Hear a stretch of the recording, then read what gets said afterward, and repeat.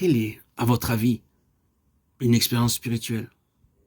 Lorsque nous sommes au sommet, là-haut, dans les moments de grande joie, ou pendant notre période de sécheresse, plus bas, dans la vallée, lors des épreuves. N'est-ce pas quand nous sommes dans une période sèche? À votre avis? Au moment d'exaltation, nous sommes portés dans le courant de notre émotion. Nous sommes plutôt charnels. Cela ne peut pas être regardé comme une expérience spirituelle. Mais par contre, quand nous nous sentons secs, nous devons alors exercer notre volonté.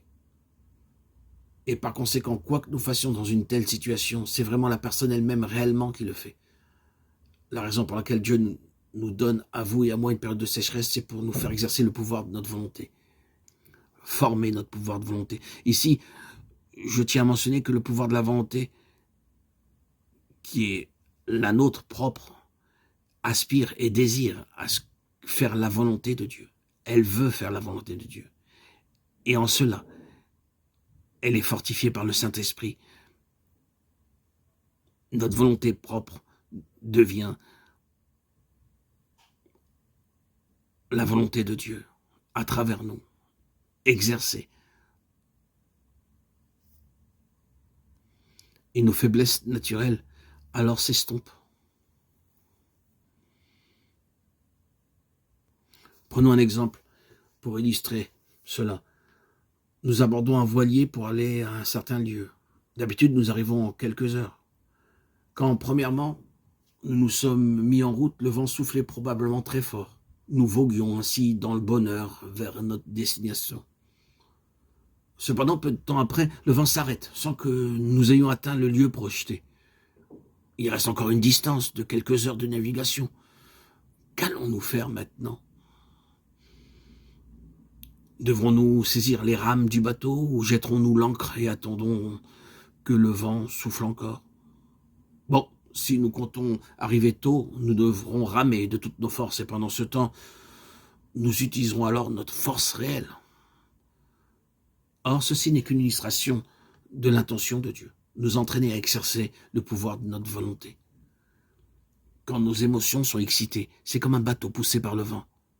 Ces marins n'ont pas du tout besoin de faire d'efforts. Combien nous, croyants, nous attendons à l'aide de ce vent, notre vie durant. Mais dans un voilier, ce comportement réduirait le capitaine et ses marins à l'inutilité. S'ils devaient décider de naviguer seulement avec le vent ou bien de ne rien faire, qui voudrait jamais engager ces marins? Alors nous remercions Dieu lorsqu'il nous donne les vents impétueux de notre émotion pour nous porter. Mais Dieu désire autre chose. Il désire nous stimuler à exercer la puissance de la résurrection qu'il nous a donnée. Autrement, nous ne bougerions pas s'il n'avait pas de sentiment de joie. En conséquence, Dieu nous donne la sécheresse pour que nous puissions utiliser la force que nous avons reçue à la régénération et que nous avancions, même sans l'aide du sentiment joyeux et exaltant. De cette façon, nous serons capables de naviguer pendant notre vie chrétienne, même si le vent ne souffle pas, car la puissance de la résurrection se manifeste plus au milieu de la privation et de la mort. L'aide émotive peut nous être accordée, mais ce n'est pas le but de Dieu. Elle fait simplement partie du processus par lequel Dieu s'occupe de nous. Ce à quoi il tend, c'est à former notre volonté afin qu'à l'heure la plus sombre, nous soyons capables d'exercer le pouvoir de notre volonté.